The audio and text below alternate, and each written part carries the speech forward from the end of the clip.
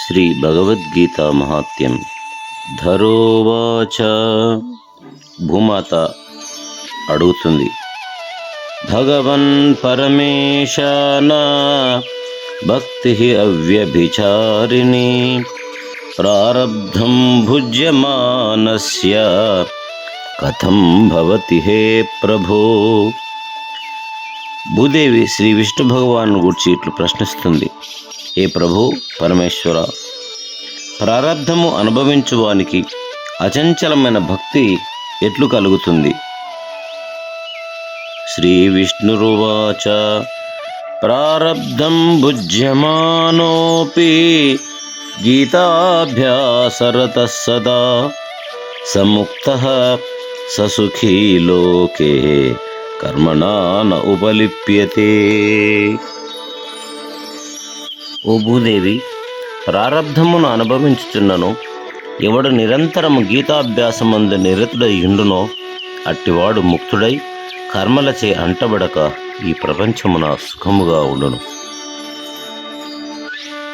మహాపాపాది పాపాని గీతాధ్యానం కరోతి చేత్ క్వచిత్ స్పర్శం న కుర్వంతి నళినీ దళమంబసా.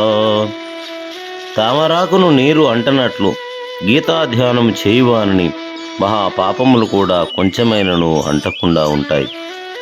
గీతాయాః పుస్తకం యత్ర పాఠః ప్రవర్తతే తత్ర సర్వాణి తీర్థాని ప్రయాగాదీని తత్ర వైః. ఎక్కడ గీతా గ్రంథముండునో, ఎక్కడ గీతా పారాయణం చేయబడుచుండునో అచట ప్రయాగ మొదలగు సమస్త తీర్థములను ఉంటాయి.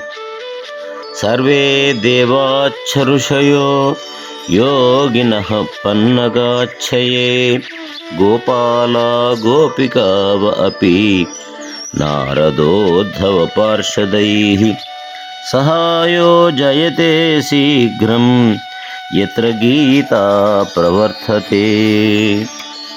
ఎక్కడ గీతాపారాయణం జరుగుచుండో అచ్చటికి సమస్త దేవతలు, ఋషులు, యోగులు, నాగులు, గోపాలులు, గోపికలు, భగవత్ పార్శ్వవర్తులకు నారద, ఉద్ధవాదులు వచ్చి శీఘ్రముగా సహాయం చేస్తారు.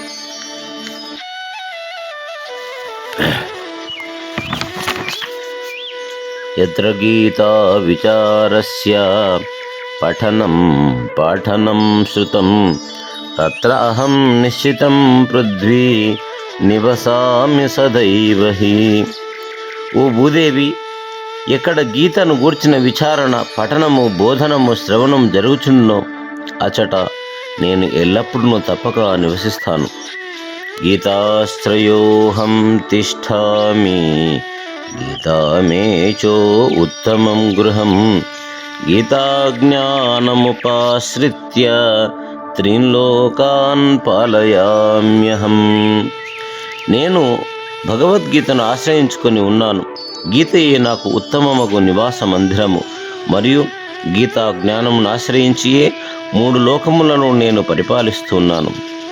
గీతా మే పరమా విద్య బ్రహ్మరూపా న సంశయః అర్ధమాత్రాక్షరా నిత్య స్వనిర్వాచ్య పదాత్మిక.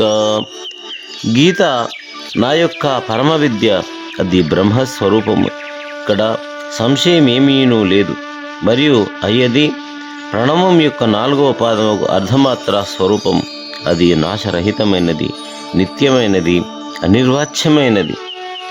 చిదానందేన కృష్ణేన ప్రోక్త్వా స్వముఖతోర్జునం వేదత్రయీ పరానంద తత్వార్థ జ్ఞానమంజసా. సచ్చిదానంద స్వరూపులకు శ్రీకృష్ణ పరమాత్మచే ఈ గీత స్వయముగా అర్జునునకు చెప్పబడినది. ఇది 3 వేదముల సారము, పరమానంద స్వరూపము. తన్ను ఆశ్రయించిన వారికి శీఘ్రముగా తత్వజ్ఞానమును కలుగచేయును. యో 18 జపే నిత్యం నరో నిశ్చలమానసః జ్ఞానసిద్ధిం సలభతే తతో యాతి పరం పదం. ఈ మానవుడు నిశ్చల చిత్తుడై గీత 18 అధ్యాయములకు నిత్యం పారాయణం సలుపుచుండును అతడు జ్ఞానసిద్ధిని పొంది తద్వారా పరమాత్మ పదమును మోక్షాన్ని పొందగలుగుతాడు. పాఠేయ సమర్థ సంపూర్ణే తదర్థం పాఠమాచరేత్ తదా గోదానజం పుణ్యం లభతే నాత్ర సంశయః. గీతను మొత్తం చదవలేని వారు అందలి సగభాగమైనను పఠించవలను. దానిచే వారికి గోదానం వలన కలుగు పుణ్యము లభిస్తుంది. ఇందులో ఏమాత్రము సందేహము లేదు. త్రిభాగం పఠమానస్తు గంగా స్నాన ఫలం లభేత్ షడంశం జపమానస్తు సోమయాగ ఫలం లభేత్. గీత యొక్క 3వ భాగము అనగా 6 అధ్యాయములు పారాయణము నడుచువారికి గంగా స్నానం వలన కలుగు ఫలము చేకూరుతుంది. 6వ భాగము అంటే 3 అధ్యాయములు పఠించువారికి సోమయాగం ఫలము లభిస్తుంది. ఏకాధ్యాయంతు యో నిత్యం పఠతే భక్తి సంయుతః రుద్రలోకమవాప్నోతి గణో భూత్వా వసేచ్చిరం. ఎవరు గీత యందలి ఒక అధ్యాయమును భక్తితో కూడి నిత్యం పఠించుచుందురో వారు రుద్రలోకమును పొంది అచ్చట రుద్రగణములలో ఒకరై చిరకాలము నివసిస్తారు. ఓం నమో భగవతే వాసుదేవాయ. ఓం నమో భగవతే వాసుదేవాయ. ఓం నమో భగవతే వాసుదేవాయ.